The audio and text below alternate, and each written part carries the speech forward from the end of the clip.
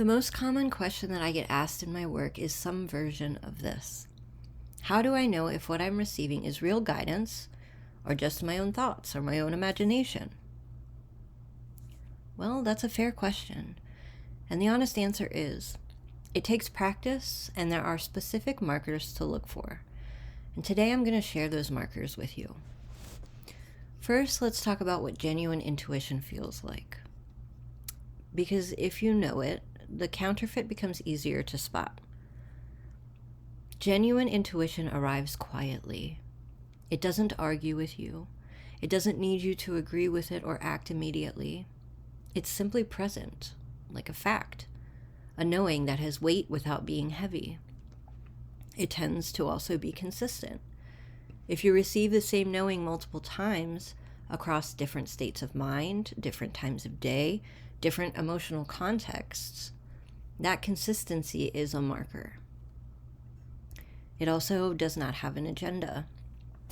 Real intuition isn't trying to get you to do anything. It's showing you what's true. What you do with that is yours to decide. And it often arrives with a physical marker, something that I call a truth tingle, which is how it arrives for me.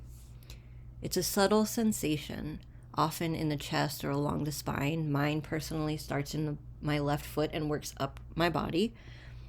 And this accompanies a genuine recognition of truth. The most common counterfeit of this is fear, which is loud, urgent, and focused on worst-case scenarios. It needs you to act now. It spins, repeats, and gets louder if you ignore it. Real intuition does not spiral. If you're in a loop, the same fear thought cycling repeatedly, becoming more urgent, attaching to more catastrophic outcomes, that's not intuition. That's anxiety. So, the test. Sit with the feeling and breathe slowly. Fear gets louder when you breathe into it. Intuition gets more clear.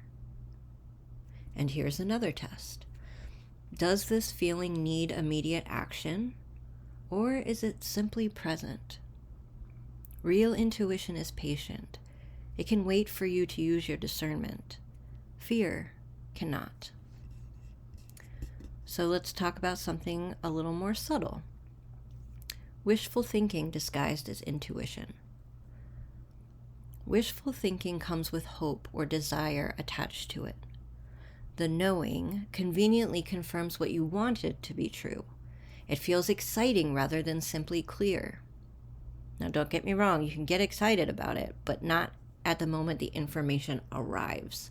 There is a bit of a lag because you have to receive the information first and then get excited about it. There is a difference. Subtle, again, but there is a difference. Genuine intuition can bring information that you don't want. It's not in the business of telling you what you want to hear. It's in the business of telling you what's true. So here's the test. If you received the opposite information, if your knowing said the thing that you fear rather than the thing you hope, how would it feel? If your answer is that you dismiss it, that's a sign that maybe wishful thinking might be shaping what you receive. Practice receiving information that contradicts your preference and sitting with it before you dismiss it. This builds that discernment muscle.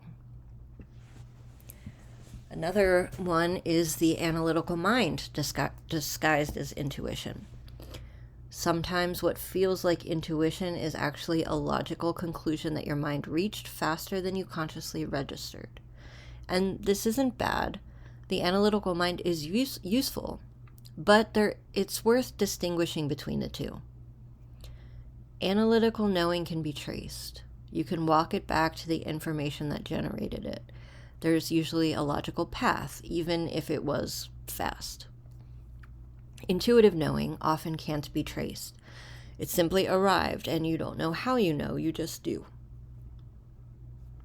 Both are valuable tools.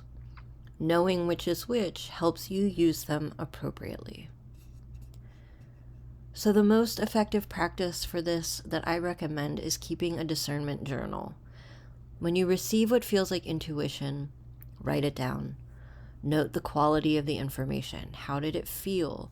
Where in your body did you register this? Whether it was urgent or quiet. Track what happens. Over time, you'll start to see patterns and the specific quality that precedes accurate intuitive knowing for you specifically. Your intuition has a fingerprint.